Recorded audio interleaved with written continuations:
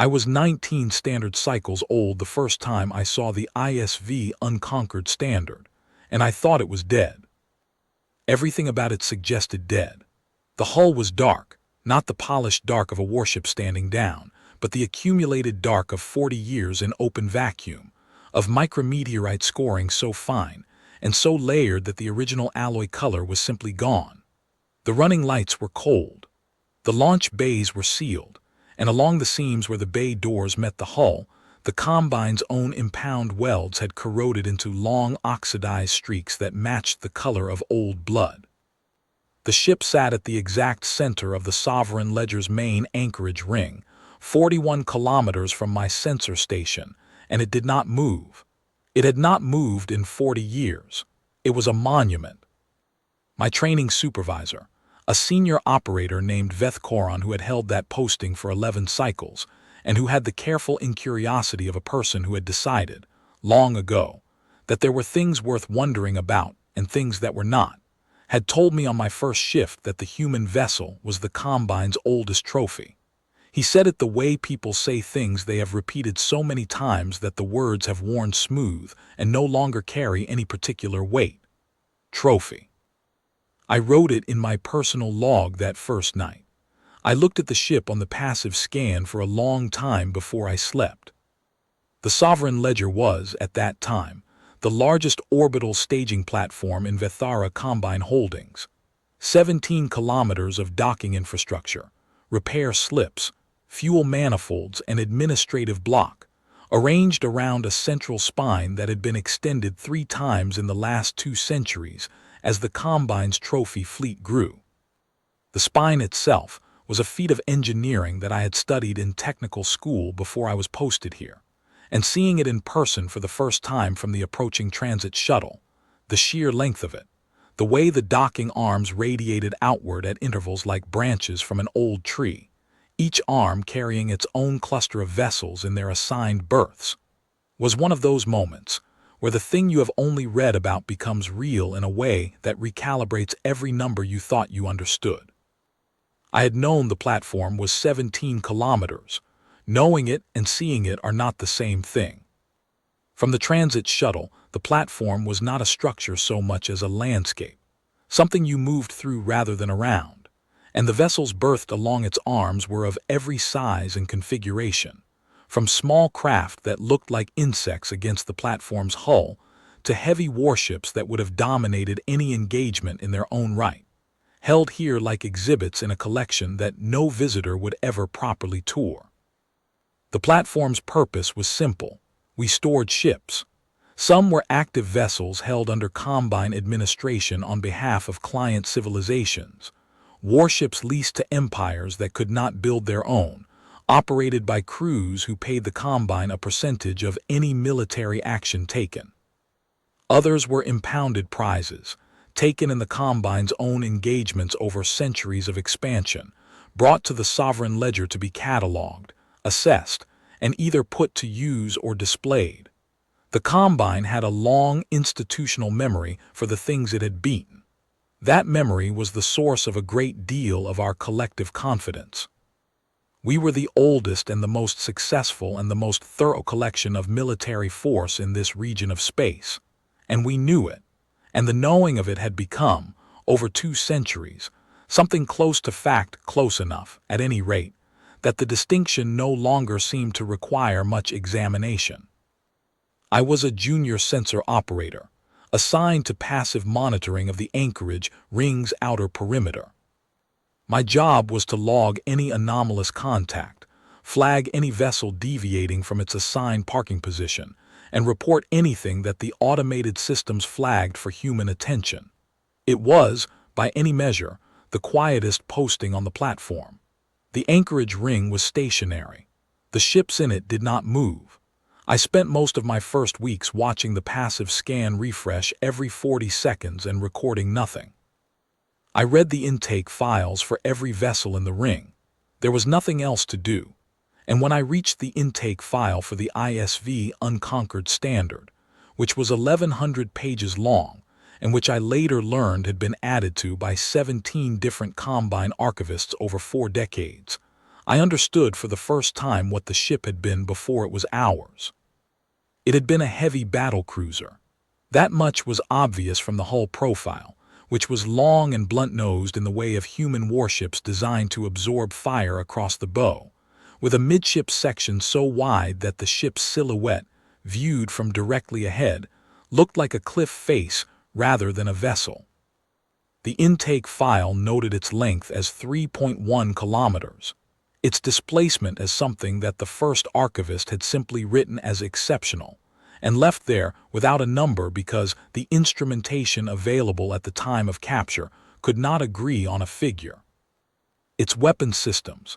The file listed 12 primary rail arrays, 44 secondary battery positions, and a set of lance emitters along the ventral spine that none of the archivists had been willing to characterize definitively because the mechanism by which they generated their output was not, in their collective assessment, fully understood, were listed as non-functional, sealed, impound welded at every firing aperture. The ship's reactor was listed as cold, had been cold for 40 years.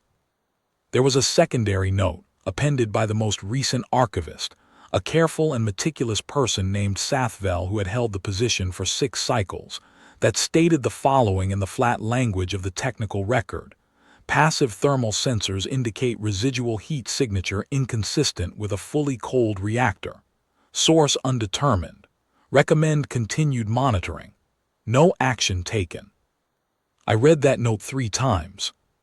Then I looked at the ship on my passive scan, the long dark shape of it, 41 kilometers away, motionless at the center of the anchorage ring.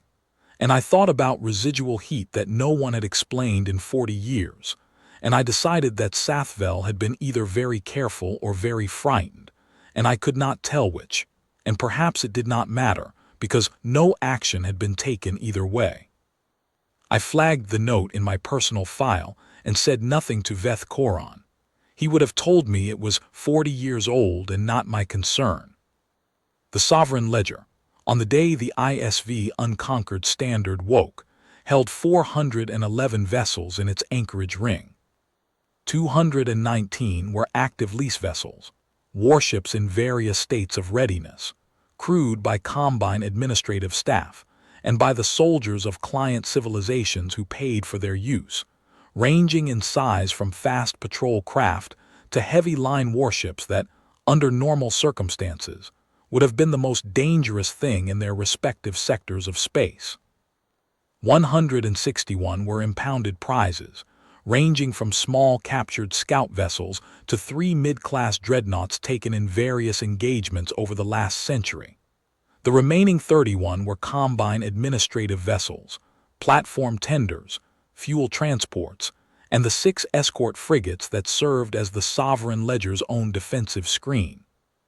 The platform's own defensive batteries, 24 heavy emplacements built into the spine, were fully operational and crewed on rotation. We were not, by any measure, an undefended installation. I remember thinking about that on the morning watch, the one that began 11 hours before everything ended. I was sitting at my sensor station, looking at the passive scan, and I was thinking, with the particular idle grandiosity of a 19-cycle-old on a quiet posting, that there was probably no collection of firepower in this region of space larger than the one I was sitting in the middle of. 400 vessels, 24 heavy batteries. The Combine's oldest and most extensive trophy collection, fully administered, fully armed, the result of 2 centuries of expansion and acquisition. I had been here for 43 days. I had not logged a single anomalous contact. At minute 0 of the 22nd hour of my watch, the passive scan registered a power fluctuation in anchorage position 774. Position 774 was the ISV Unconquered Standard. The fluctuation was small enough that the automated system's first response was to flag it as sensor noise and cue it for routine review rather than immediate alert. I caught it because I had set a personal secondary flag on that position the night I read Sathvel's note, and my secondary flag had a lower threshold than the automated system's standard alert. The difference between those two thresholds was roughly 11 seconds. I do not know, even now, whether those 11 seconds mattered. I have turned the question over many times and I have never been able to answer it satisfactorily, and I have come to believe that the honest answer is, no, they did not. Nothing we had on the sovereign ledger was going to matter, but I like to think of those 11 seconds. I like to think that I saw it first. The power fluctuation was followed, over the course of the next 40 seconds, one full passive scan refresh, by a pattern of readings that I initially did not have a category for. The ship's profile on the scan was changing. Not its position, it was still at 774, still motionless in the anchorage ring, still 41 kilometers from my station. But the profile was changing in the way that a profile changes when a system that has been generating no output begins to generate output.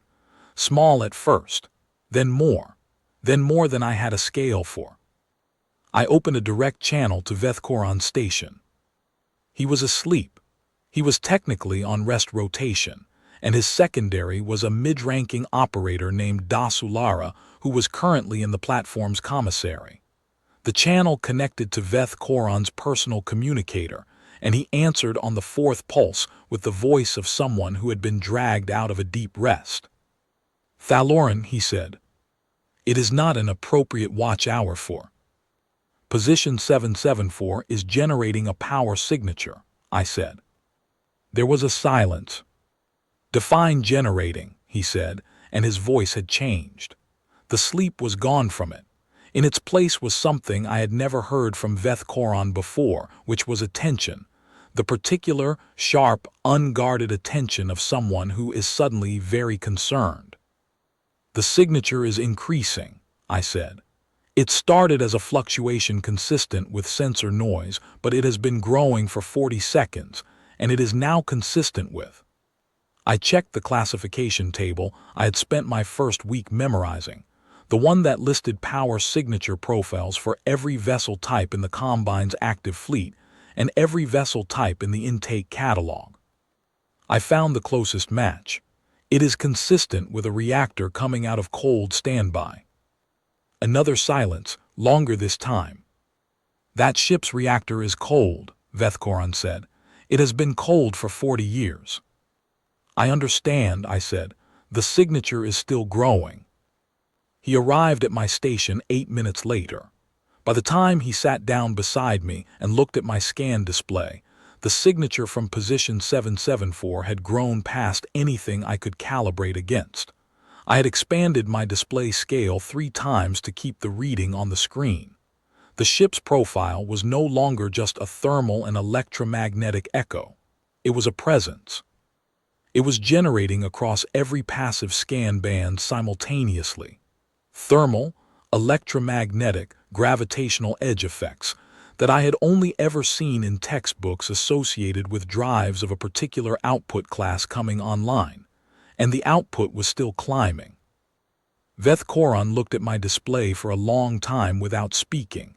His hands were flat on the station surface, very still. I watched his face. The careful incuriosity was gone. In its place was something that I can only describe, looking back with 40 additional cycles of experience, and the perspective that surviving something gives you, as the expression of a person who has just understood that a category they believed in, a category called dead, a category called trophy, a category called 40 years and no action required, does not apply to the thing in front of them, and that there is no other category available, and that this is a problem of the most serious possible kind. "Alert the platform commander," he said. His voice was very controlled.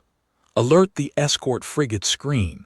Alert the administrative watch for all lease vessels." He paused. "And send an emergency packet to Combine Command." "Yes," I said. "I was already doing it." I sent the alert packet to the platform commander, to all 6 escort frigates, to the administrative watch channels for the 219 lease vessels, and to the Combine Command relay station 11 light minutes away. Then I went back to watching my scan display, because there was nothing else useful I could do, and I did not want to miss anything. And what was happening at position 774 was the most extraordinary thing I had ever seen, and I understood, in the way you sometimes understand things before you can articulate them clearly, that I was going to want to have watched it carefully. The ISV, Unconquered Standard, had been in Combine custody for 40 years. In that time, according to the intake file, its hull had been surveilled from the outside on 22 separate occasions by Combine technical teams. The impound welds on its weapons apertures had been inspected and confirmed intact on 16 of those occasions. The ship had never, in 40 years, received a communication from any external source. The Combine had maintained a communication blackout around the vessel since the day it was brought to the platform, a standard procedure for high-value impounded prizes, intended to prevent any third party from transmitting operational commands to a captured vessel. The blackout had been considered a precaution, not a necessity. No one in the Combine's institutional memory had seriously believed that the ship was capable of receiving or acting on an operational command, even if one had been transmitted. The reactor was cold. The ship was a trophy. The communication blackout had been partially interrupted 11 hours and 17 minutes before the power fluctuation I detected. A routine maintenance cycle on the platform's communication suppression array had taken one of the array's 3 redundant nodes offline for calibration. During the 43-second window in which that node was offline, the blackout coverage over position 774 had been reduced. The reduction was not total, but it was enough. We did not know this at the time. We pieced it together afterward, those of us who were still alive and in a position to piece things together. The transmission that came through in those 43 seconds was never recovered in full. What we know is that it came from an inward bearing from deeper in human space, not from the frontier, and that it was extremely compressed and extremely brief.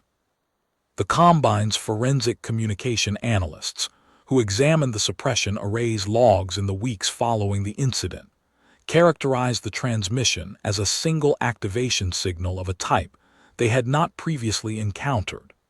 They noted in their report that the signal appeared to use a carrier encoding format that was not present in any Combine communication archive. They further noted that the signal's content, once they had isolated and partially decoded it, appeared to consist primarily of a set of targeting coordinates and a single authorization code. The authorization code, when they ran it against every known human communication protocol they had on file, matched nothing. It matched nothing in their files. That does not mean it matched nothing at all. Whatever the signal was, whatever it authorized, the Unconquered Standard had been waiting for it.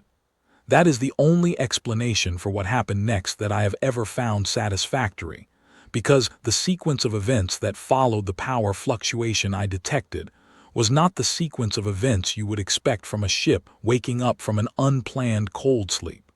It was too fast. It was too deliberate. A ship coming back from 40 years of cold standby on an unplanned basis would have diagnostic periods, calibration delays, system startup sequences that spread across hours. What I watched on my passive scan was nothing like that. The Unconquered Standard systems came online in a sequence. A specific, deliberate, pre-planned sequence, one system group handing off to the next with a precision that did not allow for any interpretation other than that the ship had been, at some level, waiting, maintaining that residual warmth that Sathvel had noted and not explained, and that the signal had not woken it so much as it had given it permission to proceed with something it was already prepared to do. The reactor came first, full output in 11 minutes. I had never seen a reactor come to full output in 11 minutes. The closest figure in our technical database for a reactor of comparable output class was 40 minutes minimum from cold standby, and that was for a vessel in active maintenance with a full engineering crew working the startup sequence by hand. The Unconquered Standard did it in 11 minutes, alone. Without a crew on board, or without a crew that we had ever detected, because we had never actually sent anyone inside the hull, because the Combine's standard protocol for high-value impounded prizes was external surveillance only, and because no one had thought it necessary, because the reactor was cold and the ship was a trophy. I was watching the reactor signature come up when the platform commander came on the all-hands channel. Her name was Commandant Vethara, and she had commanded the Sovereign Ledger for 12 cycles, and her voice on the all-hands channel was exactly what a commanding officer's voice is supposed to sound like in an emergency: calm, clear, and carrying the specific weight of a person who has accepted that the situation is serious and has decided to manage it rather than to be managed by it. All stations, this is the Commandant.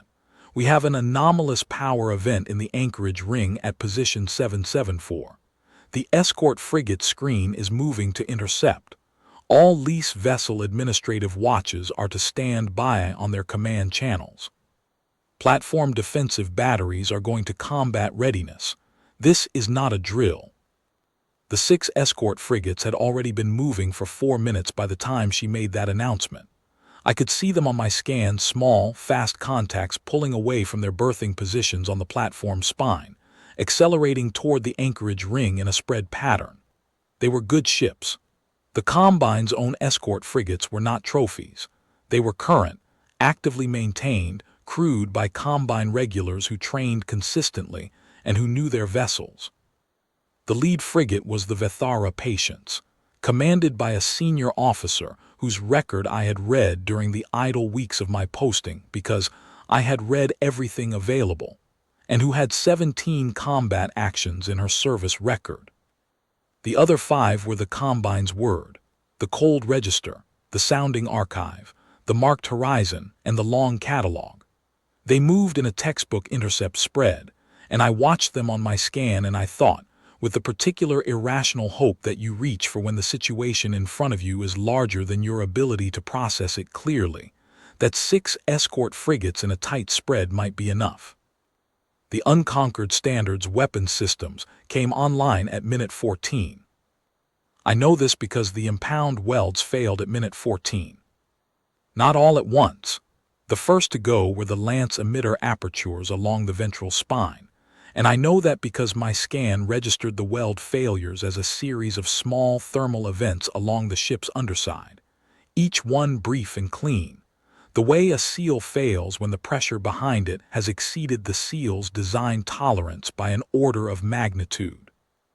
12 emitter apertures, one after another, in a sequence that took 40 seconds, and that corresponded exactly to the ventral spine lance positions I had read about in the intake file. Then the primary rail arrays, 12 apertures, longer to clear because the impound welds on them were heavier.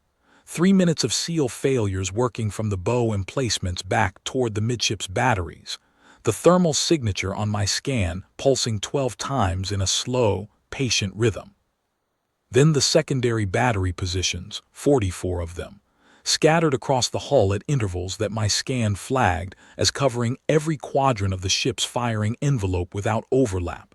Every direction, everything, clearing over the course of 7 minutes in a pattern that I did not understand at the time, but that I later recognized, looking at the intake file's weapons layout diagram, as the sequence in which a human crew would clear them if they were working efficiently, and the ship was at combat readiness, and they were preparing to engage in every direction simultaneously. The escort frigates reached intercept range at minute 16. They opened fire at minute 16 and 11 seconds, because Commandant Vethara had given them the authority to engage without further authorization once they reached intercept range, and because every sensor reading they had from the Unconquered Standard by that point told the same story mine did, and because there was no other reasonable interpretation of a ship clearing its weapons systems, except that it intended to use them. The Vethara Patience fired first.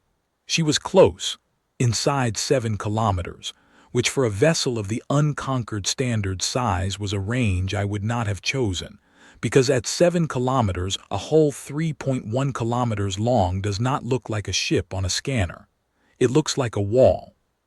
But the Patience was the lead frigate, and she had taken the aggressive intercept line, and she fired her full forward battery at the Unconquered Standard's bow section, which was the most obvious structural point to hit on a vessel of that geometry. And the round struck, and I watched the impact signatures bloom on my scan, and I felt briefly something I want to be honest about, which is relief. Not hope. I was not old enough to know the difference yet, but the brief, unearned feeling that something had happened, that the situation had been engaged, that the scale of the thing in front of me had been met by a response equal to it.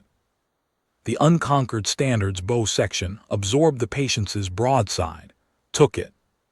The impact signatures were real. I was not misreading my instruments, but the ship's profile on my scan did not change in any way that corresponded to damage. The thermal blooms from the impacts faded in the way that impacts fade when the material they strike is sufficiently thick and sufficiently dense, that the energy transfer is distributed rather than concentrated. And then they were gone, and the ship's profile was what it had been before the Patience fired, except that by the time the blooms faded, the Unconquered Standard's ventral lance emitters had finished their targeting sequence. I know it was targeting because of what happened next. The first lance strike took the Combine's word. The Combine's word was the second frigate in the intercept spread, positioned 30 degrees off the Vethara Patience's port quarter at a distance of 11 kilometers. The lance that hit her came from the Unconquered Standard's ventral spine. I tracked the emission origin on my scan, and it crossed 11 kilometers in the time it takes to register a scan return, which is to say that by the time my instruments recorded the shot leaving the ship, it had already arrived. The Combine's word signature on my passive scan went from full operational to nothing in a single scan refresh. Not damaged, not reduced, gone. The word between those two states was gone, and then there was a dispersing debris field where she had been, and the debris field was already moving outward at the velocity of a detonation. The Vethara Patience immediately broke off and went to evasive acceleration. The cold register and the sounding archive both fired their forward batteries at the Unconquered Standard and then also broke to evasive, pulling in opposite directions. I do not criticize these decisions. They were the correct decisions. The problem with the correct decisions is that they were made by ships that were fast and that could maneuver. And the thing they were maneuvering away from had 12 ventral lance emitters that could rotate their firing arc independently, and that had already finished their targeting sequence for the full spread of contacts in the anchorage ring. The marked horizon and the long catalog never completed their breaks. The marked horizon took 2 lance strikes in a 3-second interval, and I watched her signature collapse on my scan in the way I had just watched the words collapse. Total, immediate, without intermediate states, without a period of reduced function or damage assessment or anything that would have given her crew time to do anything at all. The long catalog lasted 11 seconds longer. She had gotten to 40 degrees of break angle when the third lance strike caught her, and then she was debris too, expanding outward, already below any threshold that mattered.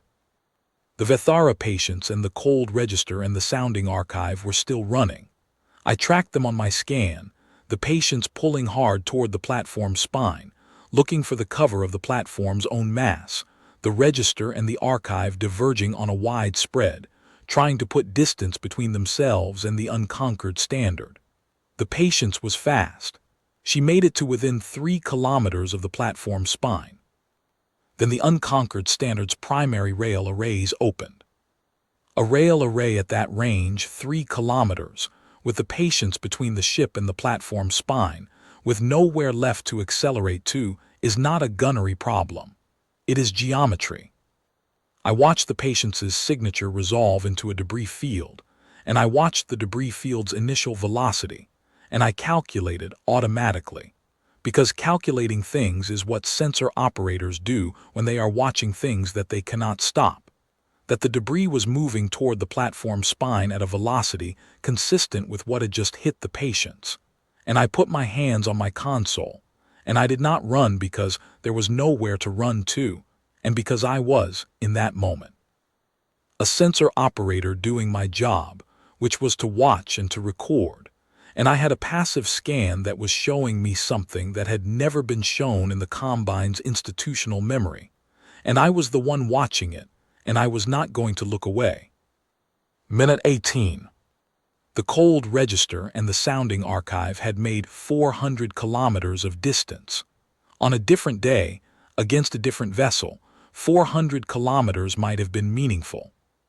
The unconquered standards rail arrays had a range profile that was not in any Combine technical file I had ever read, because the Combine had never been in a position to measure it from outside, only to note in the intake file that the arrays were of unusual length for their bore class, and to recommend further assessment, which had not occurred, because the reactor was cold and the ship was a trophy.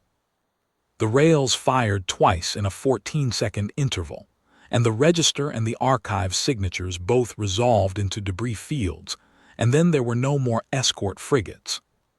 6 escort frigates. 13 minutes. I wrote that down on my personal log file because I did not trust myself to remember the number correctly under the circumstances, and I wanted the record to be exact. Commandant Vethara was on the all-hands channel continuously from minute 16 onward. Her voice never changed register. It stayed in the command tone, controlled and clear, issuing orders that her crew executed with precision and discipline that I am not going to diminish, because the people on that platform were doing everything they could, and they were doing it well. The platform's 24 heavy defensive batteries went afire at minute 17. They were good emplacements, heavy weapons designed for this exact class of target, crewed by operators who had trained on them for years.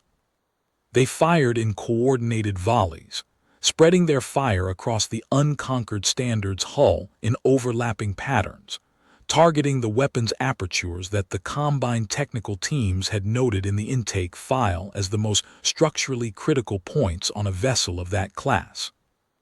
I watched the impact signatures bloom across the ship's hull on my scan. They were real impacts, genuine energy transfer, the kind of strike that would have stopped any vessel in the Combine's trophy collection, stopped any vessel in the Combine's active fleet, stopped almost anything. The unconquered standard did not stop. It began moving at minute 18. I need to be precise about this because the sequence matters. The defensive batteries were still firing, still scoring real impacts across the hull, and the ship began moving anyway. Not in response to the fire, not in any direction that suggested it was reacting to the defensive batteries at all, but on a heading that it had, apparently, already decided on. A heading that took it inward through the anchorage ring, through the 411 vessels docked there, in a direction that my navigation overlay identified as tracking toward the center of the ring's mass. The lease vessels' administrative watches had been on their command channels since Vethara's first announcement. Most of those vessels had their drives online by minute 17.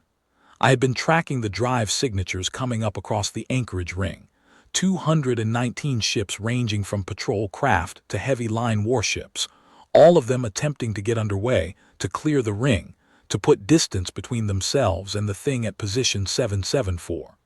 The ring was not designed for emergency departure. It was a parking structure. The clearance lanes between berths were navigable at low speed in orderly sequence. They were not navigable at emergency acceleration, with 219 ships all trying to use them simultaneously. The anchorage ring became, in the space of 4 minutes, a controlled chaos of vessels trying to separate, and vessels blocking each other's separation, and vessels that had gotten underway early enough to be clear, and vessels that had gotten underway too late to be anything. I watched berth collision alerts stack up in my secondary display, ships making contact with each other in the lanes, Minor impacts that would ordinarily be administrative incidents requiring damage reports and crew interviews and a week of repair scheduling, now simply irrelevant. And I watched the lane traffic on my navigation overlay resolve from a structured departure pattern into something that had no pattern at all, just vectors, all of them trying to point outward, many of them not succeeding. The unconquered standard moved through the ring. I want to describe this carefully because it is the part that I have thought about most in the 40 cycles since it happened. The part that I have returned to most often in the way you return to a thing that you cannot fully explain even after you have had a great deal of time to think about it. The ship was not moving fast, not at the velocities it had been using its drives for. It was moving at a deliberate, measured pace, the pace of something that is not in any hurry because it does not need to be in any hurry, and as it moved it was firing. Not the lances. The lances were the weapons for the things that were far away and fast-moving. For the anchorage ring it used the secondary battery positions, 44 of them distributed across the hull at angles that covered every quadrant simultaneously, and the firing was systematic. Not frantic, not overwhelming, not the way a ship fires when it is fighting for its survival against odds that frighten it. Systematic. The way a ship fires when it knows where everything is and is working through what it knows in the most efficient order. I watched the contacts resolve one by one on my scan. The smaller craft went quickly, patrol vessels, light scouts, the kind of ships whose entire defensive calculation is speed and evasion, caught in the congestion of the lanes without enough room to generate the speed that was their only argument. The mid-class vessels lasted longer. Several of them had gotten perpendicular to the ring's lanes and were generating meaningful acceleration by the time the unconquered standard's secondary batteries reached their sector, and I watched them on the scan with a focused attention that I cannot fully explain, tracking each contact individually, noting the heading, noting the velocity, calculating in my head whether the angle and the rate were going to be enough. Sometimes they were, for a few seconds. The ship's firing pattern adjusted. It did not rush. It simply incorporated each new vector into the sequence, and the sequence continued. I watched 219 lease vessels, active warships, administered prizes, vessels that in their own sectors, and against any opponent they had previously encountered, were meaningful military forces, attempt to respond to a ship that was moving through their formation, with the patience of something that had, on some level, been planning this for 40 years. Some of them got clear. I tracked the ones that made it out of the ring before the unconquered standard reached their position, and I kept a running count on my personal log, because I was still a sensor operator, and the count was information, and information was what I had to offer. 31 vessels cleared the ring's outer boundary in the first 10 minutes of the ship's movement through it. 11 more cleared in the next 4. 3 patrol craft, fast and unburdened, cleared in the final minutes. 45 total, out of 219. The rest did not clear. Some were caught in the blocking congestion of the emergency departure, and were not able to generate the velocity to escape before the unconquered standard's secondary batteries reached their position. Some attempted to fight. I watched several of the heavier lease vessels bring their weapons to bear and engage the ship at close range, firing everything they had into a hull that had already absorbed the Sovereign Ledger's 24 defensive battery emplacements for 11 continuous minutes, and those encounters resolved in ways I do not need to describe in detail, because the resolution was consistent, and the scan signatures told the same story every time. Some simply ran in the wrong direction. The ring was large, and the unconquered standard's movement through it was methodical, not chaotic, and some vessels that cleared one part of the ring found themselves on a bearing that the ship's movement brought it to later, and those encounters resolved the same way. The platform's defensive batteries fired continuously until minute 21, when the unconquered standard reached a position relative to the Sovereign Ledger's spine that made continued fire from the spine emplacements a targeting geometry problem. The ship was below and behind the battery line of sight, and reorienting the emplacements required time that we did not have. Commandant Vethara ordered a full evacuation of the platform at minute 19. I know this because I was still at my station, and the evacuation order came across the all-hands channel while I was tracking the ship's progress through the anchorage ring and writing numbers in my personal log. I did not immediately comply with the evacuation order. I want to be precise about this. I did not make a heroic decision to stay at my post. I made a specific decision to finish the record, because the record was going to be the only account of what had happened here, and I was the only one generating it in real time, and I thought it was important that it be complete. Vethara had left the station at minute 17. He had not said anything to me before he left. I do not hold this against him. The situation exceeded the categories he had available, and people respond to that in different ways. Minute 21. The unconquered standard's primary rail arrays elevated to a firing angle that my fire control overlay, a display function I had activated out of habit rather than any expectation that I would need it, because junior sensor operators do not typically need fire control overlays, identified as bearing directly on the sovereign ledger's central spine. The spine was where the fuel manifolds were, the platform's power relays, the administrative block, the evacuation craft bays that the platform's crew were currently trying to reach. I transmitted a packet to Combine Command. The relay station was 11 light minutes away. They would not receive it in time to respond. I transmitted it anyway because it was my job, and because the record should exist somewhere other than my personal log on a platform that was about to have a very bad 11 seconds. The packet contained everything my passive scan had recorded from minute 0 to minute 21, every reading, every timing, every number I had written in my personal log, the power sequence, the weld failures, the weapons apertures, the frigate contacts, the battery strikes and their lack of effect, the trajectory through the anchorage ring, the count of vessels that had cleared and the count of vessels that had not. The heading the ship had been on when it first began to move, the inward heading, toward human space, and the heading it was currently on, which was the same heading, which told me that everything the ship had done in the anchorage ring was not a change of course but a continuation of the course it had set the moment it received the signal, and that what it had done here, what it had spent 21 minutes doing, was not the destination. It was the message. The rail arrays fired at minute 22. I evacuated the station. I want to be clear about that. I sent the packet, I wrote my final log entry, and then I ran.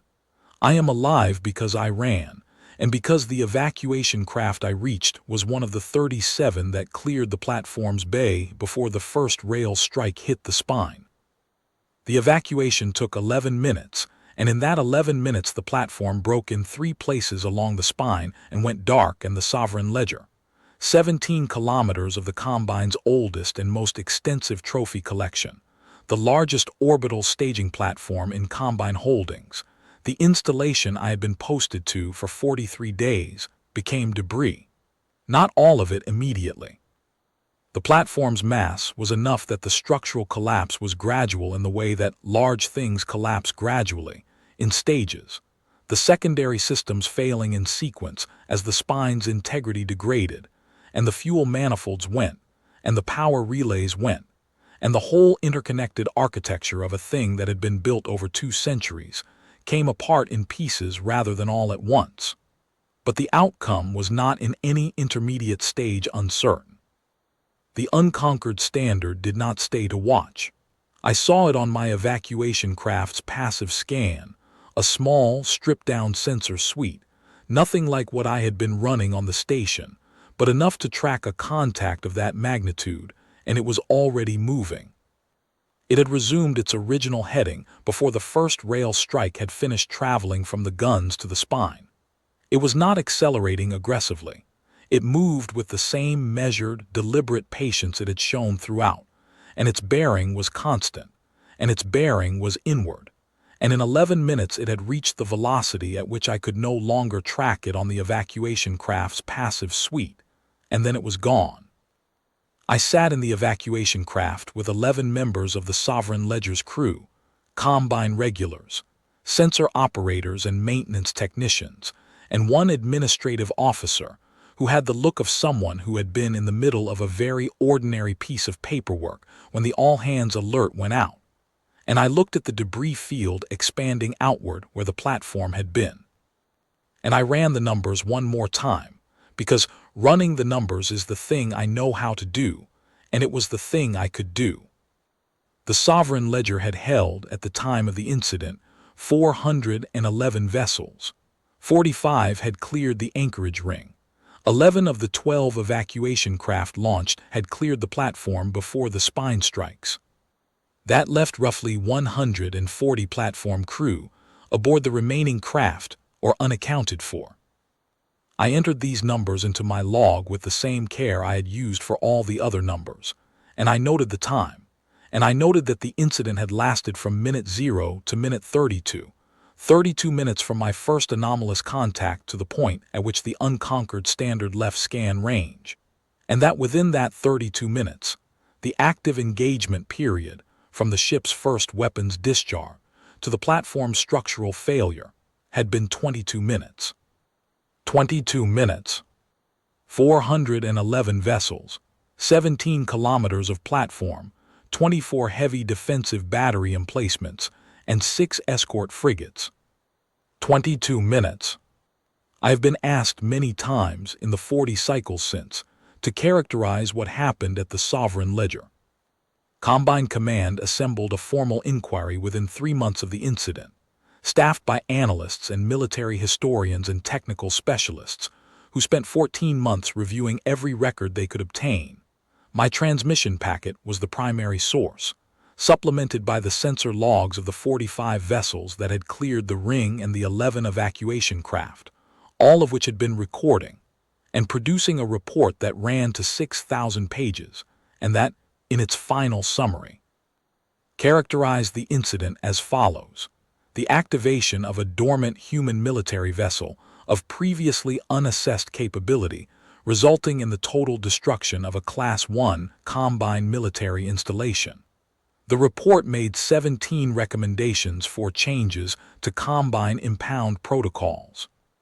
It noted in its technical annex that the unconquered standard's performance during the incident exceeded by a factor of between 4 and 7 the expected performance envelope for any human military vessel of similar displacement class based on available intelligence data, and that this discrepancy was attributable to a combination of underassessment during the initial intake process and a systematic failure to update assessments over the 40-year impound period. It recommended, in its operational conclusions, that all impounded vessels of any origin be treated as potentially operational until definitively demonstrated otherwise. The report used the word trophy exactly once, in a footnote, where it noted that the informal designation had been applied to the unconquered standard throughout its time at the Sovereign Ledger, and that this designation had contributed to a pattern of institutional underattention that the inquiry considered a significant contributing factor to the incident's outcome. The footnote also noted that the designation had been applied by 3 successive platform commanders over the 40-year period, none of whom had ordered an internal survey of the vessel, and that the absence of internal survey data was the single largest gap in the Combine's technical understanding of the ship's actual configuration at the time of the incident. I read that footnote 12 times during the inquiry's public release period. I thought about Sathvel's note about the residual heat signature. I thought about the phrase "no action taken." I thought about what it means to watch something for 40 years and to see it correctly, the warmth, the unexplained warmth, still there in the sensors if you looked, and to correctly record it and to still conclude that no action was required. I do not think Sathvel was a negligent person. I think Sathvel was a careful person working within a category system that had no room for the possibility that the thing inside that category was not what the category said it was, Trophy means defeated. Trophy means done.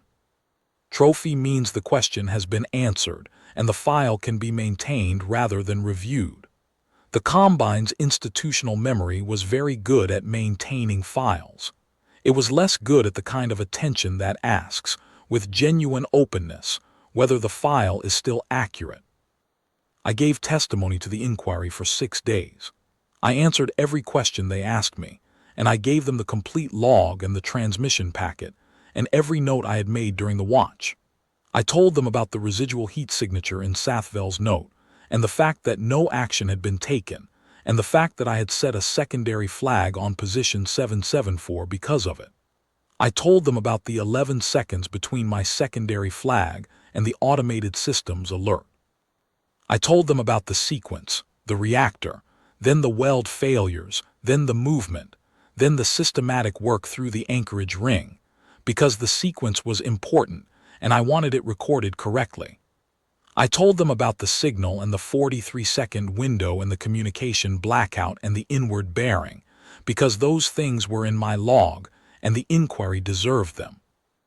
I did not tell them the thing I have been thinking about since the day I watched the unconquered standard leave scan range on an inward heading. I did not tell them because it is not the kind of thing that belongs in a formal inquiry. It is not a data point. It is not a reading.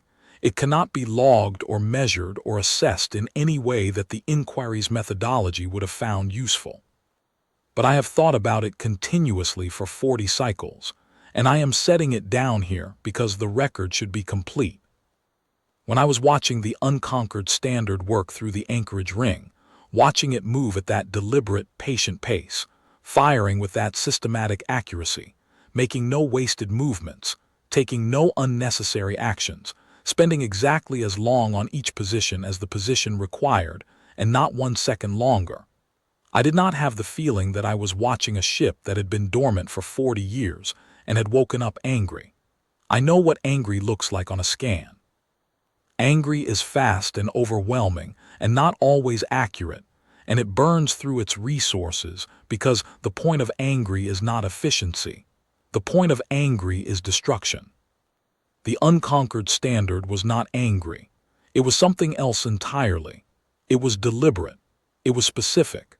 It was the output of a system that had decided, at some level of processing that I cannot access and cannot characterize, exactly what needed to happen here and was executing that decision with the calm of a thing that had had 40 years to prepare for it and had used that time well. There was a word my grandmother used when I was a child, a very old Vethara word that does not have a clean translation into modern standard, but that carries the meaning of something that is done not out of rage and not out of fear, but out of a settled, final, architectural understanding that this is the thing that must happen, and that there is no version of the universe in which it does not happen. She used it to describe the way justice worked in the old stories, when the old stories were talking about the kind of justice that was not administered by courts or councils, but by something older and colder and more patient. I do not know if the unconquered standard experienced anything at all, whether there is something it is like to be a 3-kilometer human warship that has been sitting in someone else's anchorage ring for 40 years waiting for a signal. But when I was watching it work through the ring, when I was watching it leave the ring and continue on its inward heading, as if the sovereign ledger had been an interruption and not a destination, I thought of that word. And then I thought about the inward heading. Not toward the frontier, not toward the Combine's border installations or its administrative worlds or any of the targets that a ship making an opportunistic strike after 40 years of impound would rationally prioritize.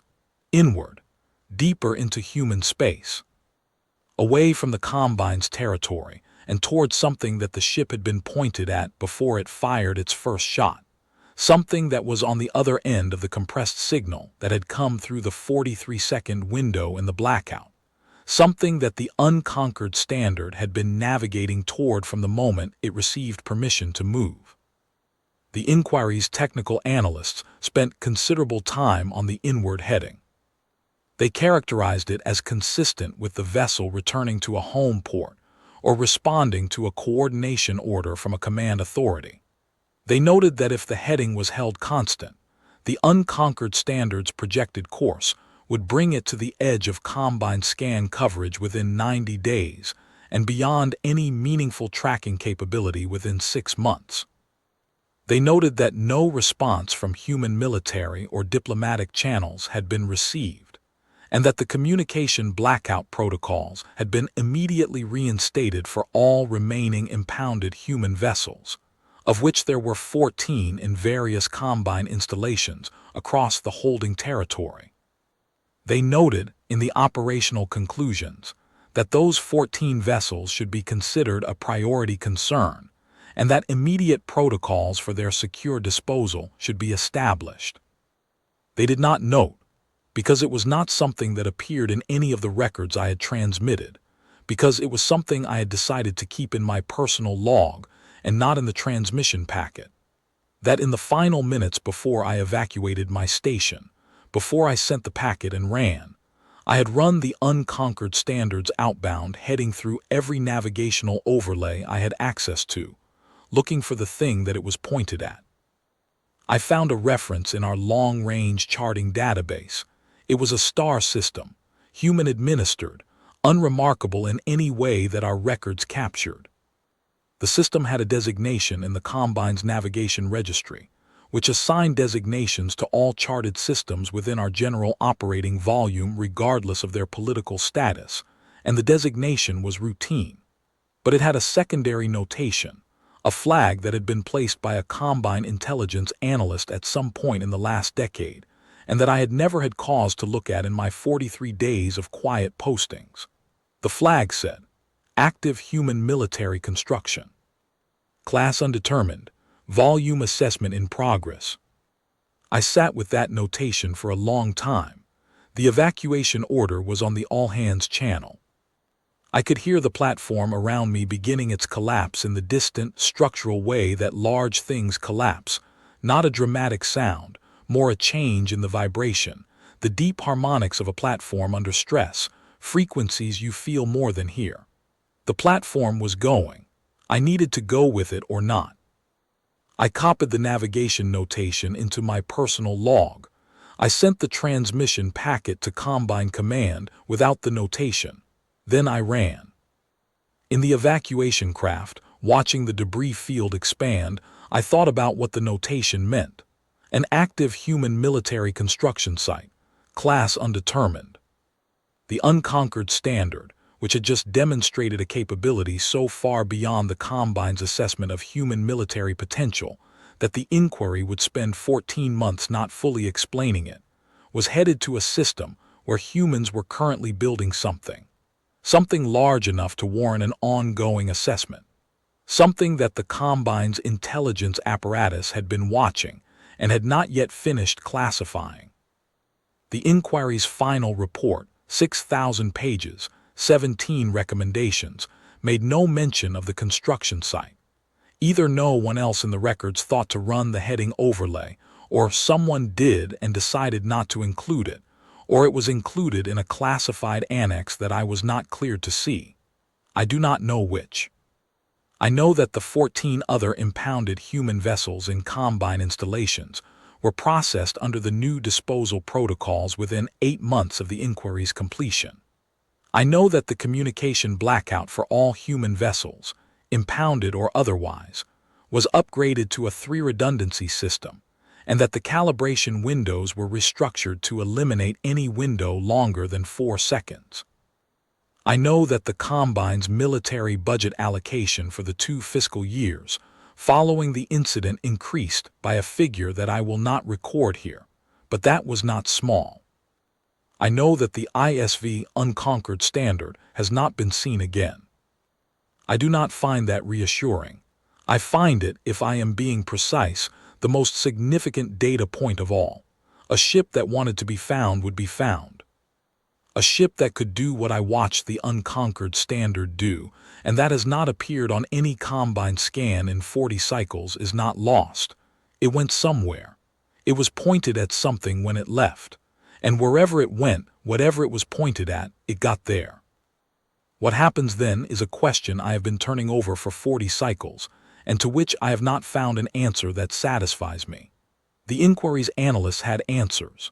They were careful, qualified, institutional answers, the kind that acknowledge uncertainty while still providing something that can be written in a report and distributed to a command structure that requires actionable conclusions. I understand why that kind of answer exists, and I do not disparage it. But I have had 40 cycles to sit with the passive scan data, my own logs, not the inquiries, and the actionable conclusions do not address the thing that I cannot stop thinking about, which is not the unconquered standard's weapons capability or its reactor performance, or even the specific number of minutes it took. The thing I cannot stop thinking about is the heading.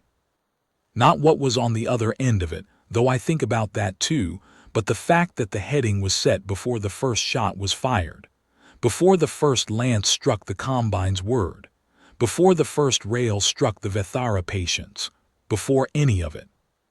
The ship knew where it was going when it woke up, and it was already pointed there, and what it did in the anchorage ring was done on the way to somewhere else, and that somewhere else was what mattered, and the sovereign ledger and its 411 vessels, and its 17 kilometers of the Combine's most extensive trophy collection was, to whatever process was making decisions inside that hull, an intermediate step.